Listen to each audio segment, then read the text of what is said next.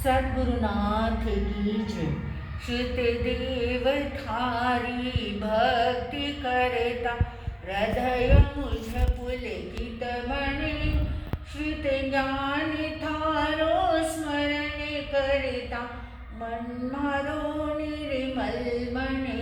श्रुत भाव तुझने जीवन धरता, ध्येय मुझ नजदीक बने।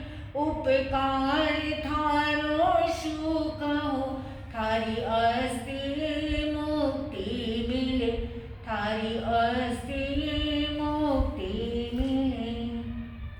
आज का हम टुकड़ा देखने जा रहे हैं।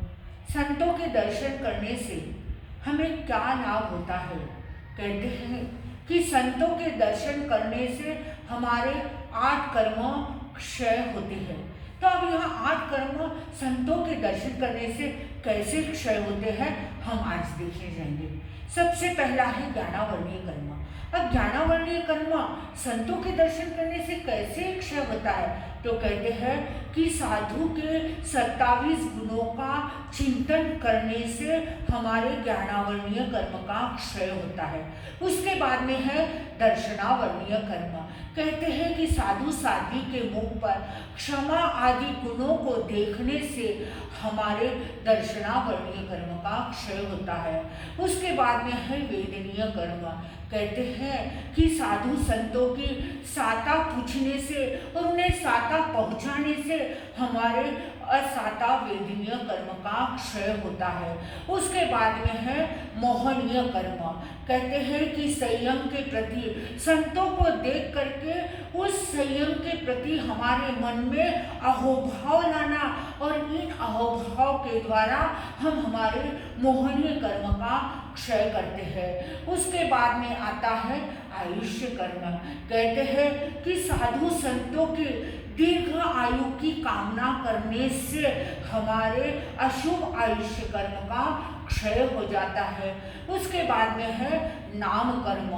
कहते हैं कि वर्ण और साधु संतों के वर्ण की उनके गुणों की बुरी बुरी प्रशंसा करने से हमारे नाशुभ नाम कर्म का क्षय होता है।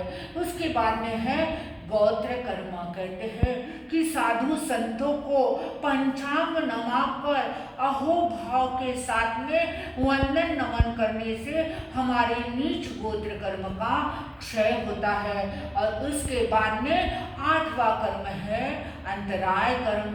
कहते हैं कि साधु संतों को सुपात्र दान देने से, सुपात्र दान देने की भावना भाने से हमारे अंतराय कर्म का क्षय होता है।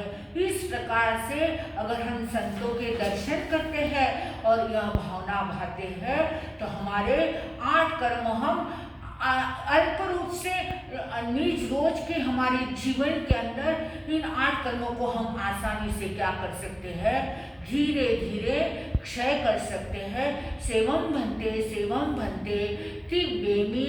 और आप सभी को यह जो थोकड़ा है याद करना है और याद करके अपने डायरी में सुंदर सुवाच्य अक्षरों के अंदर उसको अपने डायरी में नोट करके रखना है। इस बात का सभी ने ध्यान रखना है।